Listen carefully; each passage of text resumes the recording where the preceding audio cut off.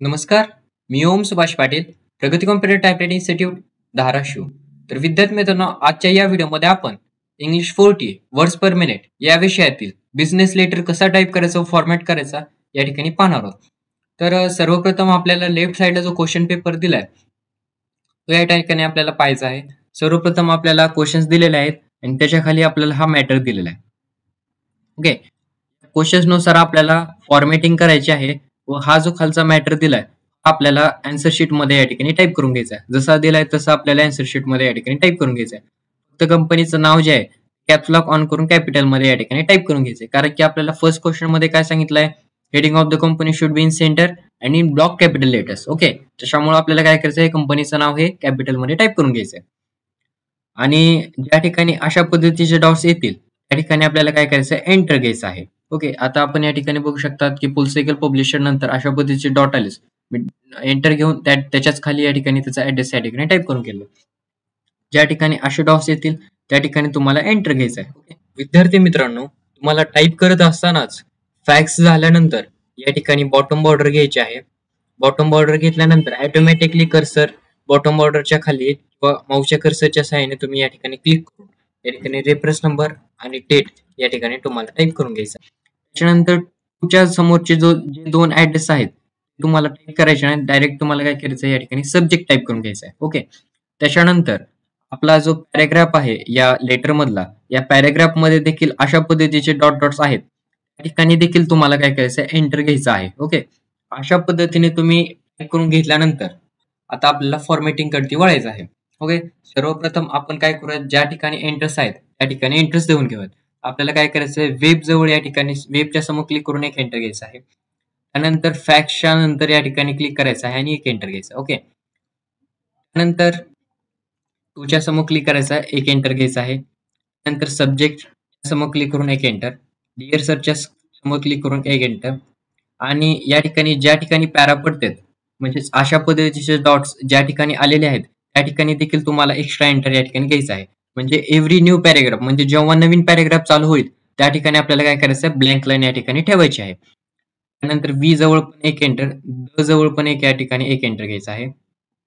नंतर थँक्यू यूच्या समोर क्लिक करून काय एंटर, युअर्स फेथफुली आणि थँक्यू मध्ये एक एंटर आणि इन्सल आणि ऑफिस इन चार्ज मध्ये या ठिकाणी एक एंटर घ्यायचा. ओके, आता आपल्याला काय करायचं, ऑफिस इन चार्ज आणि फॉर फुल सायकल पब्लिशर मध्ये दोन एंटर ठेवायचे. ओके, युअर्स फेथफुली नंतर फॉर फुल सायकल पब्लिशर आल्यामुळे आपण काय केलं, युअर्स फेथफुलीला चिटकून राहलेले.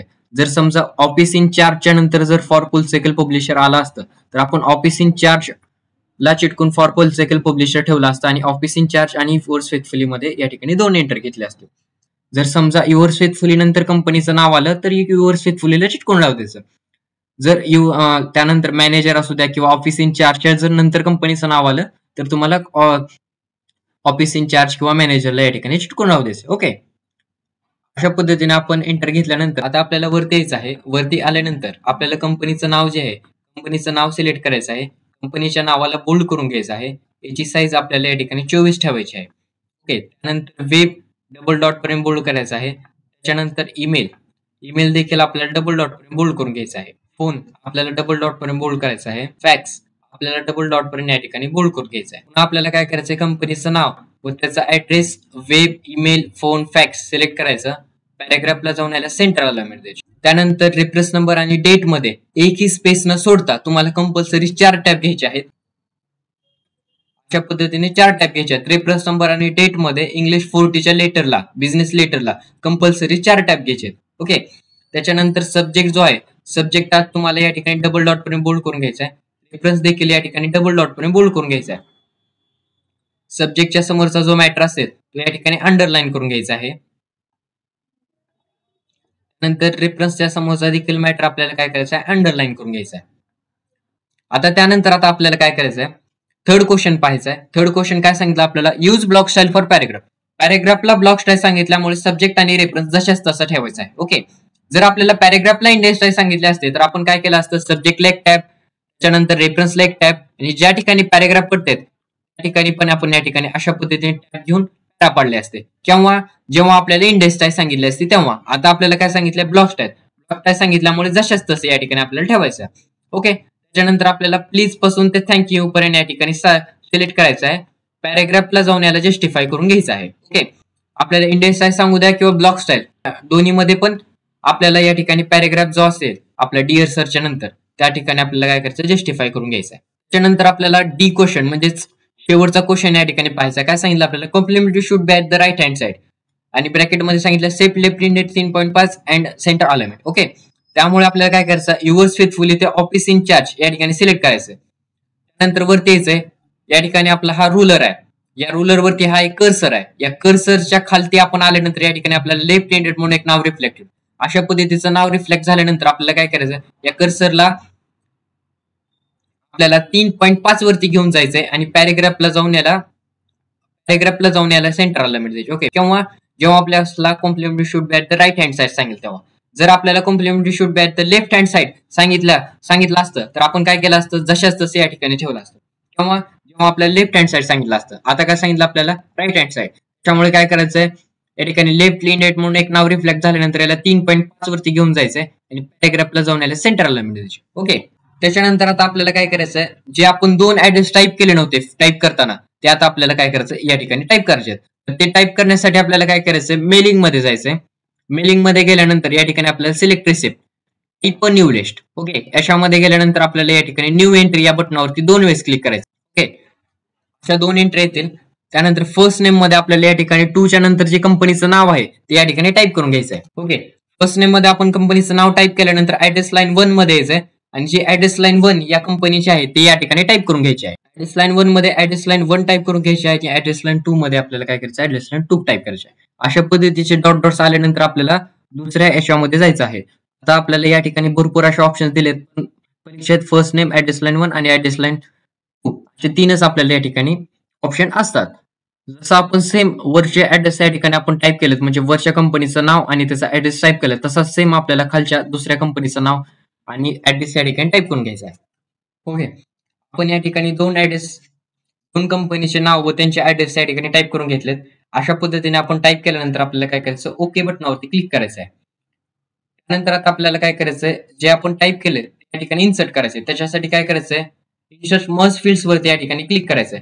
सर्वप्रथम आपण काय टाईप केलं तर फर्स्ट नेम, या ठिकाणी फर्स्ट नेम घ्यायचा, 1 एंटर द्यायचा. ओके, त्यानंतर काय करायचं, ऍड्रेस लाईन 1 घ्यायचा, 1 एंटर द्यायचा आणि त्यानंतर काय करायचं, ऍड्रेस लाईन 2 घ्यायची. ओके, ऍड्रेस लाईन 2 सब्जेक्ट मध्ये या ठिकाणी आपल्याला 1 ब्लँक लाईन म्हणजेच 1 एंटर या ठिकाणी ठेवायचं आहे. ओके, त्यानंतर काय करायचं, प्रिव्ह्यू रिझल्ट वरती क्लिक करायचं. या ठिकाणी लास्टचा आणि हा फर्स्टचा या ठिकाणी 2 ऍड्रेस आपले आलेत का या ठिकाणी पाहायचंय. ओके, त्यानंतर आता आपल्याला काय करायचं, सेकंड क्वेश्चन या ठिकाणी पाहायचं. सेकंड क्वेश्चन आपल्याला काय सांगितलंय, address of the address in index style. काय सांगितलं, ऍड्रेस ऑफ द ऍड्रेस काय सांगितलं आपल्याला, इंडेक्स स्टाईल मध्ये सांगितलं. त्याच्यामुळे काय करायचं, पहिला जे कंपनीचं नाव आहे त्याला काय करायचं, 1 टॅब घ्यायचा आणि जे ऍड्रेस लाईन 1 आहे त्याला 2 टॅब घ्यायचे आणि जे ऍड्रेस लाईन 2 आहे त्याला आपल्याला 3 टॅब घ्यायचे. ओके, 1 2 3 अशा पद्धतीने टॅब घ्यायचे आपल्याला. केव्हा, जेव्हा आपल्याला इंडेक्स स्टाईल सांगेल तेव्हा. जर आपल्याला आता ब्लॉक स्टाईल सांगितले असते तर आपण काय केलं असतं, जशाच तसं या ठिकाणी ठेवलं असतं. आता आपल्याला काय सांगितलं, इंडेक्स स्टाईल, त्याच्यामुळे फर्स्ट नेमला 1 टॅब, ऍड्रेस लाईन 1 ला 2 टॅब आणि ऍड्रेस लाईन 2 ला 3 टॅब अशा पद्धतीने द्यायचं. ओके, आता आपल्याला पाहायचंय आपलं ग्रामर मध्ये किंवा कुठं काय स्पेलिंग मध्ये काय मिस्टेक झाल्यात का किंवा काय फॉर्मॅटिंग राहिली आहे का, हे जर आपलं प्रॉपर सगळं व्यवस्थित असेल त्यानंतरच आपल्याला काय करायचं, फिनिश वरती क्लिक, फिनिश मध्ये या ठिकाणी मेल मर्ज म्हणून एक ऑप्शन आहे त्याच्यावरती क्लिक करायचं. या ठिकाणी तुम्हाला पहिलं या ठिकाणी MS सुविधा कंपनीचं एक लेटर दिसेल आणि त्याच्या खालीच या ठिकाणी तुम्हाला दुसरं उयश कोचिंग क्लासेस या ठिकाणी सेकंड लेटर येईल. ओके, परीक्षेत काय काय वेळेस आपण मेल मर्ज वरती जरी क्लिक केलं तर आपल्याला 2 लेटर दाखवत नाहीत. त्याच्यामुळे मेल मर्ज या बटनावरती सारखं क्लिक करायचं नाही, फक्त एकदाच क्लिक करायचं. आणि क्लिक करण्याच्या अगोदर तुम्हाला फॉर्मॅटिंग मध्ये काय राहिलंय का किंवा स्पेलिंग तुमच्या काय मिस्टेक आहे ते बघायचं, कारण की मेल मर्ज केल्यानंतर तुम्हाला दोन्ही ह्याच्यामध्ये लेटर मध्ये काय करावं लागतं, मग तुम्हाला ती फॉर्मॅटिंग या ठिकाणी करावं लागेल किंवा स्पेलिंग मिस्टेक या ठिकाणी करावं लागेल आणि काय काय वेळेस 2 लेटर दाखवत नाही, मग त्यामुळे पुन्हा तुम्हाला अडचण येईल. त्याच्यामुळे काय करायचं, सर्वप्रथमच करून घ्यायचं आणि त्याच्यानंतर मेल मर्ज करायचं. ओके, अपेक्षा करतो की तुम्हाला हा माझा लेटर व्हिडिओ समजला असेल आणि जर तुम्हाला हा माझा व्हिडिओ आवडला असेल तर या व्हिडिओला एक लाईक करा, तुमच्या मित्रांमध्ये शेअर करा आणि चॅनलला सबस्क्राईब करून बेल नोटिफिकेशन ऑल वर सेट करा.